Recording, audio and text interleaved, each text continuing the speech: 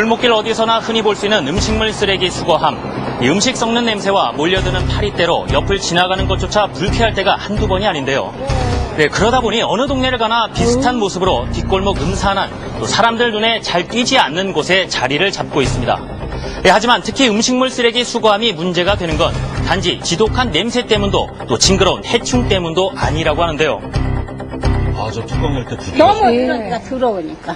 그게 하나 꽉 차가지고 막 둥둥 뜨면 벌레가 나오잖아, 바깥으로.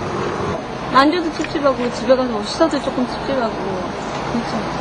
하루에 한 번 혹은 이틀에 한 번씩은 음식물 쓰레기를 버리기 위해 수거함을 이용하게 되는데요. 그런데 이렇게 음식물 쓰레기를 버리는 행위 자체만으로도 건강상 상당히 위험할 수 있다고 합니다. 그래요?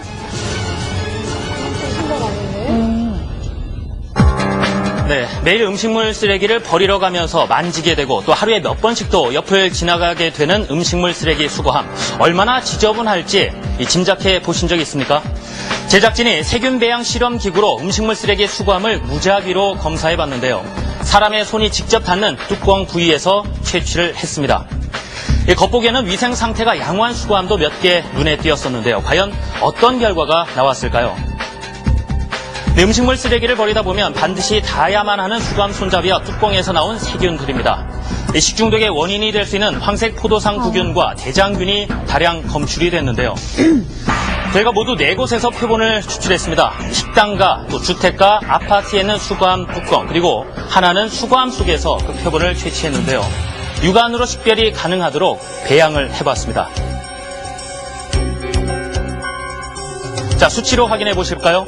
많은 사람들의 손을 타는 지하철 손잡이에 770배, 또 화장실 손잡이에 270배의 세균이 수거함 손잡이에서 검출됐는데요.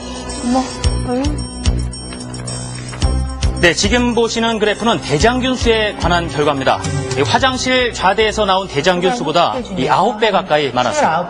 29개 수거하면 대장균군이 다량 검출되었고요. 특히 식중독을 유발시킬 수 있는 황색포도상균이 9개 수거함 왼손으로 덮개에서 잡으면 안 검출됐습니다. 네, 그렇습니다. 덮개를 여는 순간 그런 손에 균이 옮겨지고 또 신발에 그런 것이 균이 옮겨지게 되면 다음에 이제 집으로 간다든가 엘리베이터 버튼을 누른다든가 강제복 입고 가야 돼요. 외국으로 간다든가 이런 과정 중에서 교차염이 일어날 수 있고요. 그렇다면 살짝 손끝으로 수거함 뚜껑을 열면 괜찮지 않을까요? 네, 그래서 실험해봤습니다. 좀 더 정확한 실험을 위해 실험 전 미리 알코올로 손을 깨끗이 씻은 주부. 평소처럼 음식물 쓰레기를 분리수거용 봉투에 넣고 수거함에 버렸습니다. 굉장히 깨끗한 데인데요? 네, 수거함에 있던 세균이 얼마나 많이 손으로 옮겨왔는지 세균 배양 실험 기구로 측정해보기 위해 채취를 했는데요. 그 결과는 잠시 후에 공개하겠습니다. 자, 우리 아이들 또 수거함 주변에 가기만 해도 세균에 쉽게 노출된다고 하는데요. 이 뒷골목에서 공놀이 많이 하지 않습니까? 이 수거함 주변에서 공놀이 잠깐 한 아이, 과연 얼마나 많은 세균이 아이의 손으로 옮겨왔을까요? 이 두 가지 결과를 공개하겠습니다. 직접 만지지 않고 근처에만 있었던 그렇습니다. 공이 또 왔다 갔다 하니까. 자, 놀라지 마십시오. 수거함 덮개를 살짝 만졌을 뿐인데 대장균은 적게는 450에서 2,900의 수치가 나왔고요. 일반 세균은 최고 9만 1,000 단위의 균이 옮아온 것으로 나타났습니다.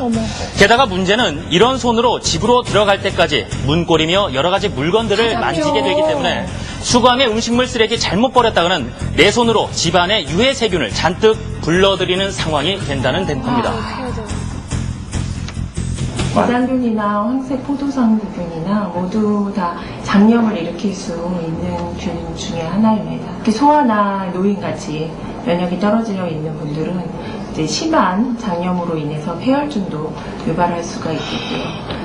또 아토피나 이런 피부 질환을 가지고 있는 아이 같은 경우에 포도상구균 감염이 피부 감염을 일으킬 수가 있고 가족 육아에도 마찬가지잖아요. 그렇죠? 2차 감염을 발생시킬 수가 있습니다. 음식물 쓰레기 수거함, 지금보다 더 철저한 위생관리가 필요할 것 같은데요. 지자체 한 곳을 찾아가 봤습니다. 과연 음식물 쓰레기 수거함 어떻게 관리되고 있을까요? 한 달에 3번 하고요. 네.